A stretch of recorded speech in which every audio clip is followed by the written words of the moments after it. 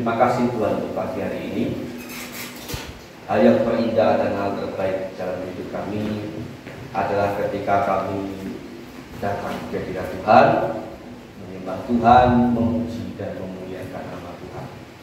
Dan pagi ini pun kami datang kepada Tuhan dengan membawa segala kerendahan hati kami, sujud di hadapan Tuhan dan siap untuk Tuhan berkati. Tuhan tegur, Tuhan ingatkan, dan Tuhan luruskan kami dalam segala jalan kehidupan kami. Melalui kebenaran firman Tuhan yang sebentar kami akan pelajari bersama-sama, berbicaralah Tuhan kepada kami, karena kami siap untuk mendengarkannya. Kuasai telinga kami, kuasai hati kami, kuasai pikiran kami, untuk fokus ke dalam kebenaran firman Tuhan dan menerima berkat yang daripada Tuhan. Kuasai ruangan ini, kuasai sekitar gerejamu ini, dan nama Tuhan dipermuliakan di tempat ini. Hamba-Mu yang jauh dari sempurna ini, Tuhan, menyerahkan diri di hadapan Tuhan, melakukan dan menyampaikan apa yang menjadi kehendak Tuhan bagi kami pribadi lepas pribadi, dan bagi kami yang siap menerima kebenaran firman. Terima kasih Tuhan, dalam nama-Mu Tuhan kami Yesus Kristus, Tuhan dan Juru Selamat kami yang hidup. Berdoa, kami mengucap syukur dan kami nyatakan siap untuk mendengar sabda firman. Pujilah Engkau Tuhan sekarang dan sampai selama-lamanya. Haleluya, haleluya. Amin. Shalom. Selamat pagi. Kembali saya menyapa panjenengan semua, sehat-sehat, seger-seger. Orang patah ini, anu ya, apa sakit pegel, ya. Tapi tidak separah kemarin kan? Hari ini masih ada yang melihat kabut. Tadi malam masih sehat-sehat sih. Makanya sebenarnya saya lupa, maafkan saya lupa. Kemarin itu pikir saya mau saya himbau ke gereja pakai masker supaya jenengan tidak terpapar sedapnya bau sangit. Tapi ya wes tidak apa-apa. Kiranya kita diberkati Tuhan dengan kesehatan ya, apapun yang terjadi. Baik, berbicara tentang tema ini, percaya patuh. Ada satu kejadian, ada satu kisah di dalam firman Tuhan, di mana itu adalah teladan dari Sang Juru Selamat kita, teladan dari Tuhan Yesus Kristus sendiri, di mana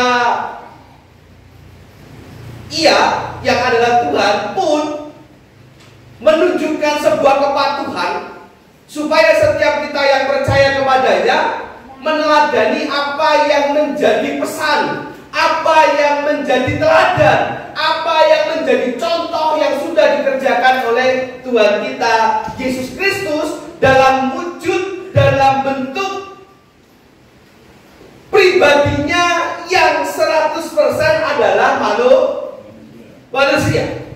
Mari kita buka terlebih dahulu dalam kitab Injil Lukas pasal yang ke-22. Lukas pasalnya yang ke-22,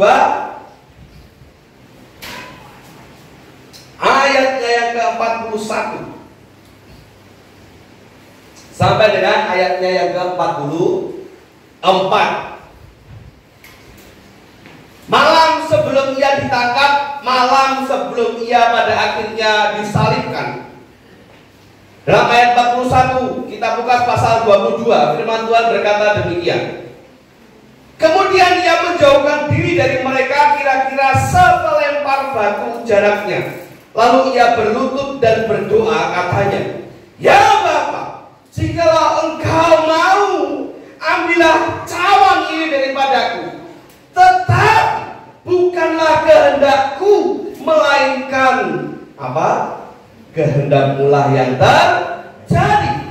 Maka seorang malaikat dari langit menampakkan diri kepadanya untuk memberikan kekuatan kepadanya. Ia sangat ketakutan dan makin bersungguh-sungguh berdoa. Peluhnya menjadi seperti titik-titik darah yang bertetesan ke tanah. Malam sebelum ia ditangkap dan kemudian disalibkan. Yesus berdoa, berlutut di Taman Getsemani, berbicara kepada Tuhan, menyampaikan isi hatinya, menyampaikan keinginannya dalam kondisinya yang 100% adalah manusia. Ia berkata kepada Bapa, Tuhan, sekiranya boleh, nek bisa, nek oleh Tuhan, biar cawan ini berlalu. Atau menyiratkan satu pesan bahwa nek iso wes lah ojo, jangan aku disalibkan, jangan aku menanggung beban dosa ini, dosa yang tidak pernah aku lakukan. Tetapi ada yang terpenting tertulis dalam kalimat selanjutnya, tetapi apa? Bukanlah kehendakku yang jadi, tetapi kehendakmu lah yang terjadi. Satu pesan kepatuhan yang Tuhan Yesus teladankan kepada kita, bahwa hidup itu harus patuh. Meskipun sebagai manusia kita pun memiliki angan-angannya sendiri, sebagai manusia kita memiliki kerinduannya sendiri, sebagai manusia kadang kita berpikir bahwa jalan kita itu yang kita pilih pasti lebih baik. Kalau aku yang menentukan,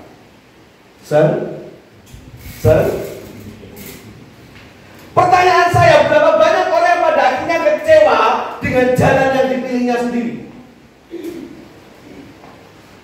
Contohlah, dalam rumah tangga, dalam berkeluarga, ada banyak orang yang pada akhirnya kecewa. Ngerti orang rapi awakmu. Gara aku dia ngeyel sih, terus dari bapak ibu kuojo. Aku ngeyel sih. Makanya saya pesan kepada anak-anak muda yang belum nikah, mencari jodoh itu ibarat ngajuk di proposal. Kalau saya itu ngajuk di proposal, terserah proposal apa, proposal lamaran kerjaan lah, proposal golek dana lah, terserah apapun Anda mengartikan proposal ini. Yang pasti artinya apa? Ono wong sing kerja dhisik lagi ngajoni lamaran. Ada? Tiba-tiba metu kerja, taruhlah pabrik kacang di mana rapi kerja. Blunus wae ora nyandak kacang, ada kacang. Sampo karo pohon bukit lho. Karo dagang. Bisa seperti itu. Ngomong bisa ngajukan lamaran dulu, lek keterima baru kerja. Ada orang yang datang ke satu perusahaan mengajukan proposal permohonan dana nakal kayak dana apa kayak orang-orang yang tahu-tahu datang ke bagian keuangan di duitku. Lah duit apa gitu? Lah kan duit dana. Lah dia proposal itu kayak seperti duit desa. Justru satpam gitu kan. Tidak bisa. Proposal dulu diajukan, kalau di ACC baru dapat dana. Itu pun kadang tidak sebanyak yang tertulis di proposal yang kita minta. Sama mencari jodoh atau melakukan keputusan-keputusan penting apapun itu, sama caranya. Datang dulu kepada Tuhan, berdoa dulu kepada Tuhan, ngajukan proposal dulu kepada Tuhan. Kalau Tuhan sudah ACC baru kita jalan. Banyak anak-anak muda yang ketika mencari pasangan, sebenarnya pacaran hasil habis. Dan terus gampang kok dulu bareng dengan Tuhan. Salah. Gitu, berdoa dulu minta sama Tuhan. Tuhan, inikah yang Engkau kehendaki? Bahkan ada suara Tuhan ketika Tuhan katakan iya, lakonono. Lek Tuhan ngomong ojo, jojo iya. Tapi kan ini sugih Tuhan. Ini ganteng nih, aku gak pernah dua mantan segantengnya kayak ini, tidak pernah ini. Ojo ngeyel. Kalau Tuhan sudah katakan tidak. Beberapa hari lalu sempat viral, seorang pacar yang seorang laki-laki, anak seorang anggota DPR, yang menganiaya kekasihnya, pacarnya sampai mati. Dilindas mobil, diseret mobil, direkam, diguyu. baru dikek ngene kursi roda, diserahkan ke rumah sakit sambil nangis-nangis kan kotor. Lumayan gitu, 100 kurang. Mungkane lek golek jodoh kuwi, golek apa? Golek. Ngajukan proposal kepada Tuhan, baru dilakoni. Aja seperti dilakoni sira. Lah kok terus piye sedungone kayak salah. Melakukan atau mengambil keputusan penting apapun sama caranya. Donga sik lagi mlaku. Bukan alasan penting dilakoni sik kok doa gampang, salah. Karena itu sama saja dengan kita mengambil jalan kita sendiri dan mengabaikan jalan yang daripada Tuhan. Tidak sama seperti yang sudah Tuhan Yesus contohkan kepada kita pagi hari ini, di mana kita dapat melihat bagaimana Yesus Kristus yang adalah Tuhan menjadi teladan di dalam memberi pesan penting tentang sebuah kepatuhan, tentang bagaimana dia tetap tunduk pada kehendak Bapa meskipun sisi manusianya menginginkan jalan yang lain. Dan dari peristiwa ini kita dapat memahami beberapa hal tentang kepatuhan, bahwa kepatuhan itu sangatlah berharga. Arti sebuah kepatuhan itu sangatlah berharga. Di mana letak berharganya? Saya mencatat ada 3 hal. Yang pertama, letak berharganya kepatuhan, bahwa kepatuhan itu adalah jalan yang tepat. Kepatuhan itu bukan untuk dipilih. Kepatuhan itu adalah jalan satu-satunya bagi setiap orang yang sudah percaya. Bukan hanya laki-laki ya yang tidak untuk dipilih. Kan? Aku lelaki tak mungkin, apa? Tahu lagi itu? Menerimamu bila ternyata engkau lelaki juga. Terus apa? Tinggalkan saja diriku yang tak mungkin menunggu. Jangan pernah memilih. Aku bukan pilihan. Itu kan kata lagi yang males. Dalam hal kepatuhan bukan untuk dipilih. Enaknya manut Tuhan kok enggak ya? Enggak ada pilihan itu. Cuma ada satu pilihan, manut. Karena manut, patuh, taat itu adalah satu-satunya jalan yang tepat bagi setiap orang yang percaya kepada Tuhan. Yesus tidak menawarkan sebuah pilihan. Apakah aku manut karena Tuhan atau tidak? Ya tidak. Dengan tegas dia katakan, biarlah segala sesuatu terjadi menurut kehendak Tuhan. Jadi apakah kita tidak punya hak untuk memilih jalan kita sendiri, Pak? Dalam hal ini, dalam hal kehidupan sesungguhnya tidak. Walaupun secara prakteknya Tuhan memberikan kehendak bebas kepada setiap manusia, tetapi kehendak bebas itu sudah tidak lagi sama setelah manusia Adam dan Hawa jatuh dalam dosa. Ada banyak orang yang bersembunyi di balik kehendak bebas sebagai manusia. Bebaslah sebagai manusia menentukan pilihan. Padahal sesungguhnya kebebasan itu sudah rusak sejak Adam dan Hawa jatuh dalam dosa. Bagaimana ketika sebelum dia jatuh dalam dosa, dia diberi kebebasan yang sebebas-bebas oleh Tuhan. Kowe meh ngopo, kowe meh ini, kowe meh itu, meh jeneng ini, meh jeneng itu serah. Mengapa rayap pada akhirnya disebut rayap? Pernah di KPD kok di mana saya ngomong tekono Mbah Adam, ngopo kok rayap dijenengi rayap? Kenapa gak langsung lebih nopo? Itu karena kehendak bebas. Tapi semua itu pada akhirnya menjadi jatuh dan manusia tidak ada pilihan lain selain manut kepada Tuhan. Sejak ada dan Hawa jatuh dalam dosa, termasuk kita saat ini yang hidup setelah zaman Adam dan Hawa, jauh dari itu kita harus hidup di dalam Tuhan. Selayaknya anak yang patuh dengan sempurna kepada orang tuanya. Ya, coba apa yang terjadi kalau ada anak yang nggak patuh, anak yang nggak manut?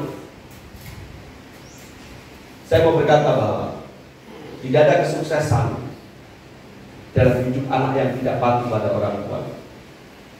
Terlebih orang tua yang takut akan Tuhan. Paham maksud saya? Karena orang tua yang takut akan Tuhan tidak akan pernah berencana mencelakakan anaknya. Ada anak yang sukses karena memberontak kepada orang tuanya. Le, mbok sinau aja dolanan HP. Wes sekolah, sesuk jadi presiden. Lho, tapi kesuksesan datang kepada setiap anak yang patuh kepada orang tua. Sebagaimana juga karyawan yang sepatutnya patuh kepada tuannya dalam segala hal yang berkaitan dengan bisnis dari tuannya, dari bosnya. Manut, kalau ngeterin paket diterke, ojo tinggal ngopi. Sebagai karyawan harus manut, tapi bayarannya aku coba manut toh. Daripada malah dibayar sama sekali. Gitu? Makanya gak manut bayaran udah muda. Saya mana dibayar apa pakai tadi terke? Jadi apa sih?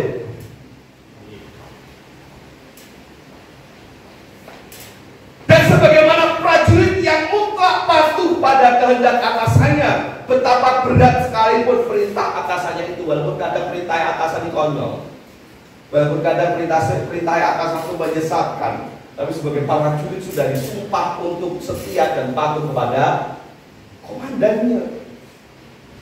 Lah ketika Rabi manten anyar kon maju perang, jangan tendang, saya kan baru nikah dan sekarang wis nikah ini kon maju perang tembak mati di oleh wis nikah. Boleh seperti itu? Tidak ada pilihan. Terlebih ini kepada Tuhan kita yang maha besar, yaitu Tuhan Yesus Kristus. Segala bentuk aturannya wajib dipatuhi, apapun itu bentuknya, karena kepatuhan adalah jalan yang tepat bagi orang yang sudah percaya kepada Yesus. Terlebih apabila hubungan ini antara kita dengan Tuhan, sang pemegang kekuasaan tertinggi dalam hidup kita. Karena hal terbesar dan terbaik bagi seorang yang percaya yang harus dilakukan dalam hidupnya adalah melakukan kehendak, menaklukkan kehendak dirinya kepada kehendak Allah. Hal yang terbaik, hal yang terbesar dalam hidup orang percaya adalah menaklukkan kehendak dirinya di bawah kehendak Allah. Itulah yang disebut dengan berserah, pasrah kepada Tuhan, dan tidak ada pilihan selain Tuhan. Yang kedua, saya mencatat, selain daripada jalan yang tepat, kepatuhan adalah jalan yang aman bagi orang yang percaya, di mana setiap orang yang manut pasti uripe aman, pasti uripe selamat.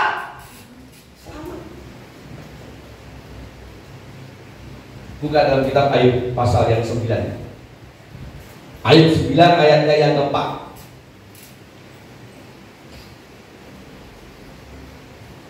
Yang sudah menemukan silahkan membacakan dengan keras.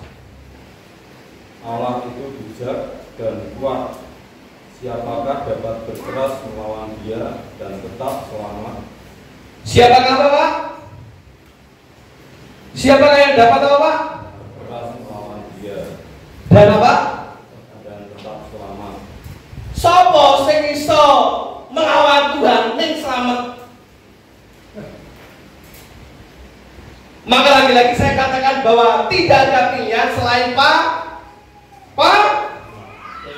Pernahkah Anda menemukan seseorang, tokoh atau siapapun nama yang disebut dalam Alkitab yang melawan Tuhan, yang memberontak kepada Allah tetapi uripnya selamat? Ada.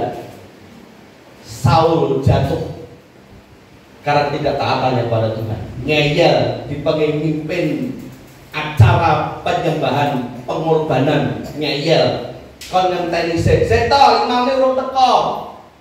Semua tak pimpinnya tak apa-apa ngaku raja. Blundung. Musa dengan segala kehebatannya dipakai Tuhan memimpin bangsa Israel keluar dari tanah perjanjian, keluar menuju tanah perjanjian. Blundung hanya karena Musa kan orang Israel kan dalam banyu. Hello? Kuwi gunung batu demek karo tongkatmu. Ditutuk sak banter-bantere. Metu banyune, metu. Keluar, mancur-mancur. Tapi setelah itu Tuhan ngomong sama Musa, kira delok anak-anak sing tak janjikan dari atas bukit. Tapi toh, indah toh, ning aku tak ngomong. Kowe sak Musa ora layak itu. Tidak boleh masuk sana. Karena apa? Sepele to teman-teman. Ning ora manut. Ora selamat, tidak selamat. Esau, saudaranya Yakub, karena merasa dibohongi akhirnya dia mengambil jalannya sendiri. Sudah ditentukan oleh Tuhan bahwa mereka tidak boleh menikah dengan bangsa lain yang tidak mengenal Allah. Ning karena berontak, Esau nekat nikah dengan orang-orang yang tidak seiman. Dan terjadi apa? Orang berkat. Tidak sediberkati Yakub dan Israel yang tetap manut sama.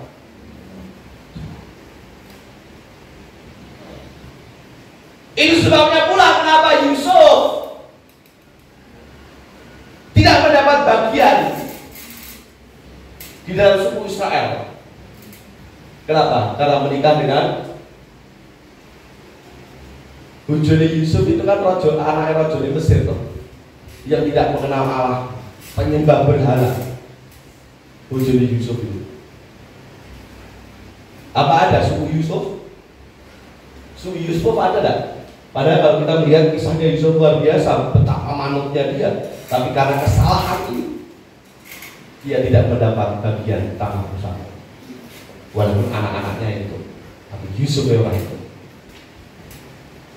Ketidakpatuhan kepada perintah, apalagi perintahnya Tuhan, hanya akan menimbulkan celaka.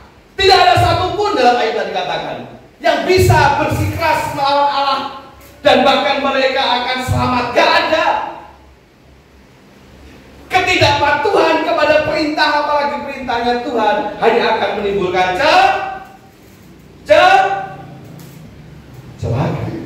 Sejarah dalam Alkitab menulis banyak kisah bahwa tidak ada yang selamat dalam ketidaktaatannya kepada Tuhan, tetapi sebaliknya kepatuhan kepada kehendak Tuhan justru akan menyelamatkan setiap umatnya yang percaya kepadanya. Karena pada hakikatnya tidak ada peraturan, tidak ada perintah, tidak ada hukum yang dibuat untuk mencelakakan. Apalagi itu adalah hukum dan perintahnya Tuhan. Anda mau berbicara hukum Tuhan tentang apa? 10 hukum Taurat, 10-10-nya. Apa ada yang dibuat untuk mencelakakan kita? Jangan membunuh, jangan mencuri, jangan menjadi saksi dusta, jangan menyebut nama Tuhan Allahmu dengan sembarangan, jangan mengingini milik sesamamu. Ojo iri, ojo meri. Hormatilah ayahmu dan ibumu, supaya engkau diinjak-injak mereka, gitu. Supaya lanjut umurmu di tanah yang dijanjikan Tuhan. Tidak ada peraturan yang dibuat oleh Tuhan seberat apapun itu untuk mencelakakan manusia. Tetapi sebaliknya setiap manusia yang tidak patuh kepada perintahnya Tuhan pasti akan celaka. Saya tidak tahu apakah ngerasani orang yang sudah dipanggil Tuhan itu dosa atau tidak. Tapi kalau dosa saya minta maaf lah sama Tuhan daripada dirinya. Masih ingat ceritanya almarhum nenekku toh, yang dia tidak ke gereja karena mengikuti jalan santai. Kemarin jalan santai di kampung kami di Kediri sana. Hadiah, mama, aku lupa kemarin ngomong sama mama. Udah tahu mama tahu nggak? Hadiah yang mama tidak tahu. Kulkas, sepeda, TV. Kemarin Agustus jalan santai. Dan setiap tahun itu seperti itu. Pernah apa sih Bang? Motor nggak pernah? Sepeda ya. Sepeda itu nggak cuma 1-2 gitu, kadang banyak. Hadiah itu selalu bagus-bagus kalau di kampung, di tempat asal saya. Dan suatu ketika Mbah Kun ini kepengen ikut.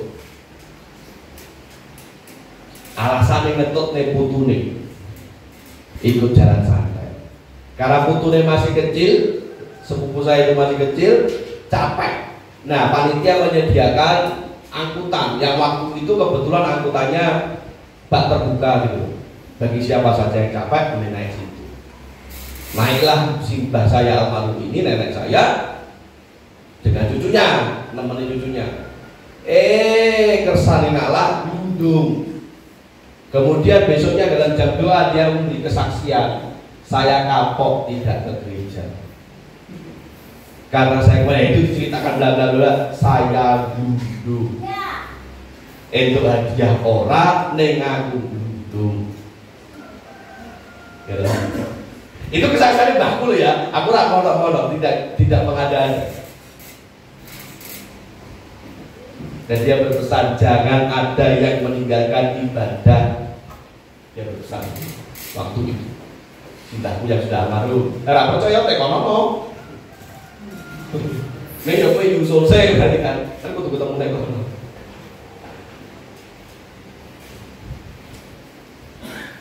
Ketika firman Tuhan berkata ingatlah dan kuduskanlah hari Sabat.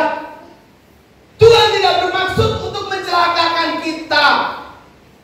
Nek kowe nek gereja mau kemalingan, nek kowe nek gereja mau kobek, ya segala sesuatu mungkin saja, tetapi percayalah bahwa tidak ada perintah Tuhan yang Tuhan maksudkan untuk mencelakakan kita. Amin. Tetapi sebaliknya siapa saja yang patuh kepada Tuhan akan selamat. Itu pasti. Adalah manusiawi saat kita menuntut jalan kita sendiri karena merasa lebih tahu dengan apa kebutuhannya sendiri, dengan apa yang terbaik dalam jalan hidupnya sendiri. Namun itu bukanlah jalan yang selamat, belum tentu jalan yang terbaik bagi hidup kita. Kebanyakan hanya akan berbuah penyesalan. Ya gak saya tak mau di awal aja nyesal. Nek di apa nyesal? Buat apa menyesal? Menyesal itu selalu ada di belakang. Menyesal kuwi mesti getun, kuwi mesti nang mburi. Ya nang ngarep jenenge apa? Pendaftaran. Masih bae. Ayo lucu. Nek buat apa ada menyesal juga percuma. Tidak ada guna. Terus kadang berontak melawan Tuhan kok nyesal. Tidak ada jalan hidup orang yang pada akhirnya nikmat selamat setelah dia meninggalkan Tuhan, gak ada. Tapi kan tadi langsung ya Pak. Yang ketiga ini, kenapa mereka nampaknya lihat kayu? Yang ketiga, kepatuhan adalah jalan yang penuh berkat. Sedangkan saya sekali lagi saya mau berkata bahwa berkat itu tidak selalu berupa materi, uang, harta, kekayaan. Mungkin bagi mereka yang sudah meninggalkan imannya karena sesuatu dan lain hal dan tetap menjadi kaya, saya berdasarkan iman saya kepada kita, tidak ada yang memiliki damai sejahtera seperti yang dimiliki oleh orang percaya dalam keadaan susah ataupun susah. Mereka yang kaya belum tentu hidupnya bahagia ketika mereka hidup di luar Tuhan. Akeh iki wong sugih sambat. Akeh iki wong sugih sing takut meninggalkan rumahnya. Apa urip ngono kuwi sing dengan pikir? Apa hidup seperti itu yang Anda ingini? Hidup yang dengan kekayaan berlimpah tetapi hatinya tidak ada damai sejahtera. Tetapi bagi siapa saja yang patuh kepada Allah, dia akan diberkati oleh Tuhan. Yang walaupun berkat itu tidak selalu berupa berkat materi, duniawi, kekayaan, harta dan benda. Tetapi yang terpenting adalah berkat damai sejahtera dalam hidup seseorang. Piye damai sejahtera tetap Pak sesuk berhasil untuk makan besok aja iki wis mudah Pak. Damai sejahtera dari mana? Saya tanya. Jam jujur dalam hati. Ada yang hari ini tidak punya beras untuk makan besok? Jam dalam hati rasanya buruk. Bentak ponakan.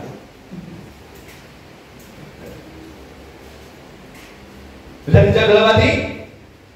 Pertanyaan kedua, ada di antara panjenengan yang kemarin-kemarin gak makan dengan kekhawatiran yang sama, dengan kondisi yang sama seperti sekarang dan besok. Ada yang tidak makan dari kemarin, sekarang boleh jawab nyebut. Ada? Ada? Ya dari kemarin kelaparan, sosial atau individu? Ada?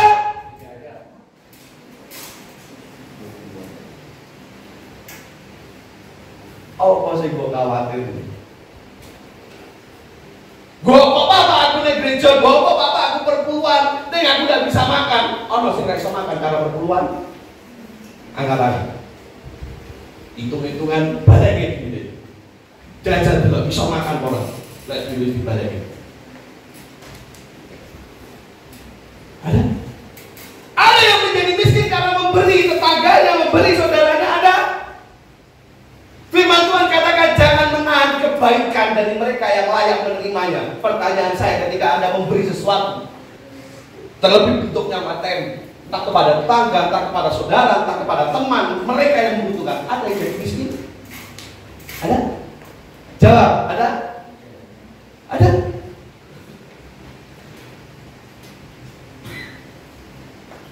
Karena kepatuhan akan menimbulkan berkat. Kepatuhan adalah jalan yang penuh berkat. Kalau boleh dan ada waktu untuk bersaksi. Sudah berapa jam? Bang, sudah berapa menit? Mati. Aku pengen kesaksian satu aja. Siapa yang mau? Dan 3 setengah jam dia. Satu aja yang kesaksian. Kalau singkat tapi ya, singkat, tidak lebih dari 5 menit. Ceritakan berkat Anda ketika Anda tertib perpuluhan. Bukan untuk sombong, tapi harus perpuluhan lah, memberi atau apa. Kalau Anda punya pengalaman, ada yang berani, ada yang mau, silakan maju ke depan. Tak kasih waktu, tidak ada 5 menit. Ceritakan berkatnya. Gak harus ngomong balik, tapi kalau dia silakan. Ada? Monggo, silakan Pak, maju Pak.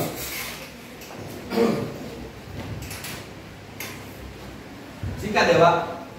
Ya mungkin ini dalam memberi. Tadi malam Jumat saya mancing, ketemu orang yang tidak mempunyai sesuatu karena dia dari Abraham atau dari tidak punya uang.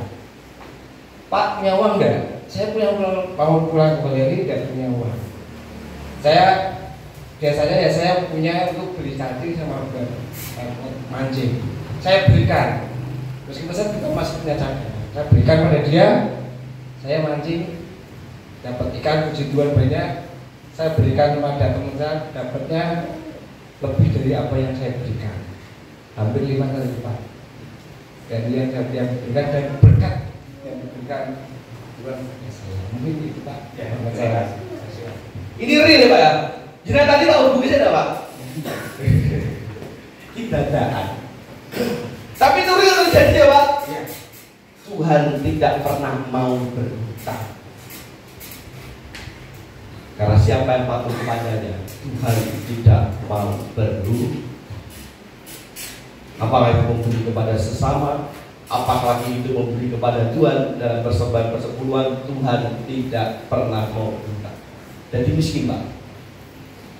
5 kali Pak. Lah aku diparingi sing 1 Pak.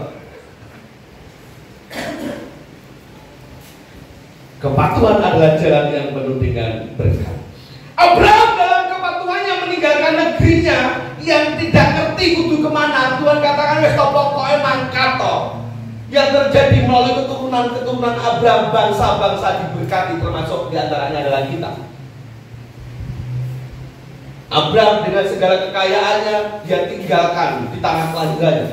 Dengan segala kemapanannya dia tinggalkan. Allah hanya cukup ngomong gawanen bujangmu, gawanen rewangmu seperlunya. Baik di tengah perjalanan tambah-tambahkan oleh Tuhan kekayaannya. Tidak cukup sampai di situ, firman Tuhan berkata, engkau akan diberkati dan bangsamu akan menjadi besar. Seperti apa? Bintang di dan pasir di. Luar biasa, karena kepatuhan. Nuh karena kepatuhannya sing liyane mati kemampul karena banjir bandang, tapi Nuh dan keluarganya 1 istri, 3 anak, dan 3 menantunya. Padahal itu sudah diolok-olok awak edan, awak gila, awak stres, orang apa-apa panas kayak ini kok bangun apa jadi batera, bangun perahu sakmulo gedine, kayak dhuwur buket bisa. Ada bangun mulai pinggir laut yang masuk akal, no. Tapi bangun mulai gunung iki apa? Stres kok. Diolok apa? Tapi karena kepatuhannya tetap kepada Tuhan. Bahkan segala jenis kayunya, ukurannya dibuat sama persis seperti apa yang Tuhan katakan kepadanya. Selamatlah ia, diberkatilah keturunannya. Ya kan? Dan masih banyak lagi contohnya. Ada hubungan, ada benang merah antara kepatuhan dan juga berkat. Berkat yang saya katakan tadi, yang tidak selalu, yang tidak pasti dalam bentuk materi, karena berkat yang utama dalam hidup orang percaya yang patuh kepada Tuhan adalah hati yang penuh dengan damai dan ketentraman di dalam kehidupannya. Dan dengan tetap patuh kepada kehendak Tuhan, kita akan menemukan berkat dan sejahtera. Wong sing manut itu akan menemukan berkat yang bahkan lebih dari sekedar 5 kali lipat berkat secara materi. Ada damai sejahtera, ada rasa syukur, ada rasa percaya kepada Tuhan. Walaupun saya seorang beras, walaupun saya berambang bawang lombok entek, kecuali mereka kemarin yang ikut BBI Rayon mungkin sebelum di pasar Bandungan.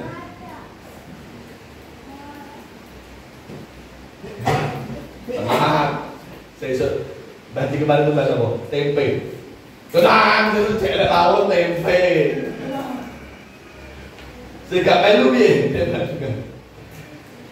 ya pasti akan tetap ada damai sejahtera ketika hidupnya patuh kepada Tuhan, karena kepatuhan itu adalah jalan yang penuh berkat. Amin. Percaya. Yang pertama, kepatuhan itu adalah jalan yang tepat untuk orang percaya. Bukan lu dipilih, itu satu-satunya jalan. Yang kedua, kepatuhan itu adalah jalan yang aman. Gak ada seorang pun yang selamat karena memberontak kepada Tuhan. Gak ada, siapapun itu. Firman Tuhan yang menjamin, tidak hanya mulut saya ini. Gak ada orang yang selamat karena dia melanggar aturan lalu lintas. Gak ada. Tinggal menurut aku kayaknya melanggar lagu bangjo tetap selamat pak. Gak dongan elek, tapi percayalah jenenge wong enek apes e. Sing manut mandek nek lampu bangjo bawah nek disasak truk. Apa meleset orang manut. Sebagian besar kecelakaan lalu lintas itu berawal dari ketidakpatuhan.